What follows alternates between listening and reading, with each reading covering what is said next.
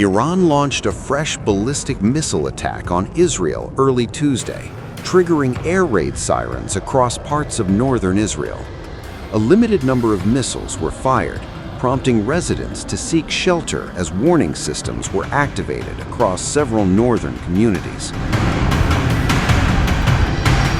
According to Israeli medics, there were no immediate reports of direct impacts or injuries from the latest barrage.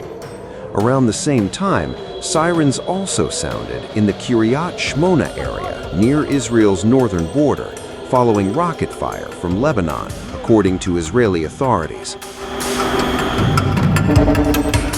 Before northern Israel, Iran had fired missiles towards central Israel and occupied West Bank settlements. There were no reports of direct impacts or injuries in the missile attack.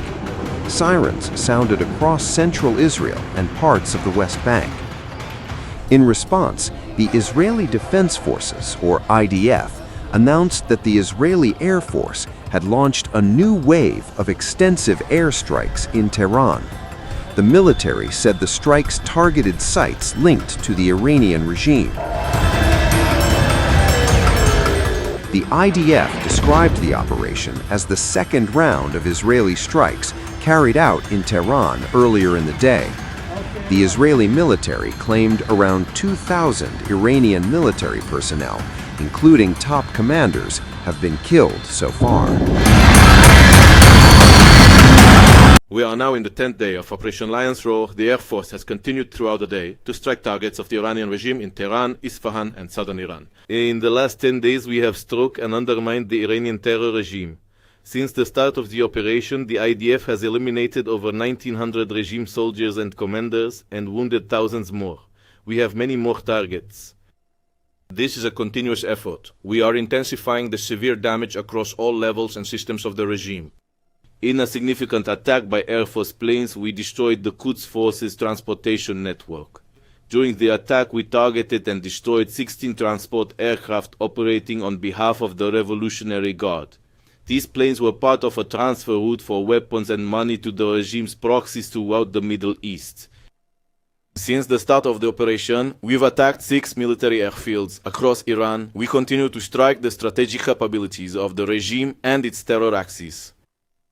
Meanwhile, the Air Force is continuing to hunt down in real time the cells of the Iranian missile launchers. In Lebanon, we are continuing with a forward defense for the residents and settlements of the north. Northern Command is spearheading a significant offensive effort against Hezbollah, operating around the clock. So far, we have attacked over 700 Hezbollah targets, including more than 100 targets belonging to the Radwan force, which is Hezbollah's primary terrorist unit. We have struck over 50 targets in Beirut, including 35 multi-story buildings that served as terror infrastructure for the organization, deep within the civilian population. A powerful new wave of Iranian missile strikes has shaken Israel, leaving multiple people wounded and raising serious questions about the country's missile defense shield. According to Israeli emergency services, at least 6 people were injured after a ballistic missile attack struck central Israel, an attack that officials believe may have carried a cluster warhead designed to scatter explosive fragments across a wide area. The strikes came during one of the most intense days of missile exchanges since the conflict began. Air raid sirens echoed across major cities, forcing millions of Israelis to run for shelters as Iranian missiles streaked through the sky. Cluster warhead suspected. Israel's National Emergency Service, Magen David Adom, confirmed that several people were wounded when fragments from the strike landed in populated areas. In Tel Aviv, a man in his 40s suffered serious injuries after being hit by shrapnel during the explosion. Another impact site in Petah Tikva left 5 additional people wounded. Among them was a 25-year-old man listed in moderate condition, while several others were treated for lighter injuries. Police reported more than a dozen impact points across central Israel. The wide spread of explosions strongly suggests the missile may have been carrying a cluster bomb warhead, a weapon designed to disperse multiple small explosives over a large area. Cluster munitions can turn a single missile strike into dozens of dangerous blast zones, increasing the chances of casualties and infrastructure damage.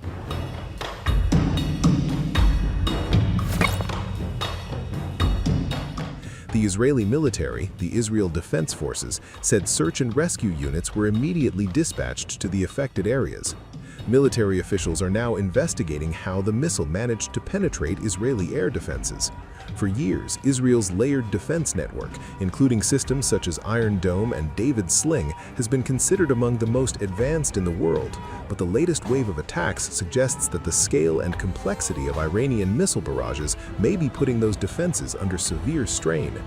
Photos and videos circulating from the impact zones show damaged streets, shattered windows, and debris scattered across urban areas. Emergency responders rushed through smoke-filled neighborhoods searching for survivors and assessing the damage. 8 missile barrages in one day. Sunday's attack was not a single strike. According to Israeli authorities, Iran launched 8 separate missile volleys throughout the day. The first wave began around 2 a.m. local time. Sirens blared across northern, central, and southern Israel, forcing residents out of their beds and into underground shelters. Several additional salvos followed over the next several hours. While many missiles were intercepted, the constant alerts kept millions of civilians on edge. Some intercept fragments reportedly fell in open areas after defensive systems engaged incoming missiles, but by the afternoon, another Iranian barrage broke through, resulting in the injuries reported in central Israel. Iran signals stronger response. The missile attacks come amid escalating tensions following earlier U.S. and Israeli strikes on Iranian targets. Iranian President Masoud Pezeshkian warned that Iran's response could become even stronger. In remarks released on Sunday, he said Iran would not back down in the face of what he described as aggression. According to Pezeshkian, the more pressure Iran faces, the more forcefully it will respond. He also insisted that Iran was not seeking conflict with neighboring Arab states, despite the growing number of attacks spreading across the Gulf. But the widening scope of Iranian strikes is raising fears that the confrontation could spiral into a much broader regional war. Gulf countries also targeted. While Israel remains a central focus of the missile campaign, Iranian strikes have also been reported across several Gulf countries hosting American military bases. Authorities in Saudi Arabia, United Arab Emirates, Qatar, Kuwait, and Bahrain all reported new missile or drone threats over the past 24 hours. Air defense systems across the region have been activated repeatedly to intercept incoming projectiles. In Kuwait, officials said 2 border guards were killed while on duty, though the circumstances surrounding their deaths remain unclear. Authorities also reported that fuel tanks at the country's international airport were targeted in a drone attack. Meanwhile, in Dubai, falling debris from an aerial interception reportedly struck a vehicle, killing a Pakistani driver. Several other civilian deaths linked to missile debris have also been reported in the region. Gulf states say they are intercepting the majority of incoming threats. The United Arab Emirates reported detecting 17 ballistic missiles on Sunday alone. According to officials, 16 were intercepted while 1 fell into the sea. Air defenses also engaged more than 100 drones approaching the country. Saudi Arabia said its forces shot down 15 drones, including one targeting the diplomatic quarter of Riyadh.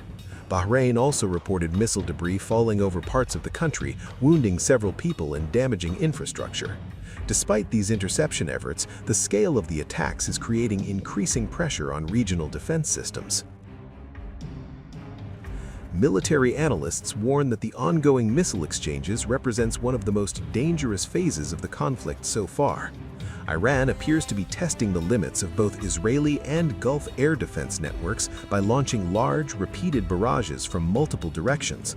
At the same time, Israel and its allies continue to strike Iranian targets in response. The result is a rapidly expanding battlefield stretching across the Middle East. From Israel's major cities to Gulf oil facilities to international airports and military bases, the conflict is touching nearly every corner of the region. For civilians living under the threat of missiles, the constant sirens have become a grim routine. Families are spending hours inside bomb shelters. Air defense batteries remain on high alert round the clock. and emergency crews continue to respond to impact sites whenever a missile slips through the defensive shield. Each new barrage brings fresh uncertainty and the risk that the next strike could cause even greater damage. The next phase. As the exchange of attacks continues, world leaders are urging restraint, but the momentum of the conflict appears to be moving in the opposite direction. Iran is signaling that its missile campaign will continue. Israel has vowed to respond to every attack. And across the Middle East, governments are bracing for what could come next. For now, the skies above the region remain filled with sirens, interceptors, and incoming missiles. And the question many are asking is simple: how long before this confrontation grows into something far larger?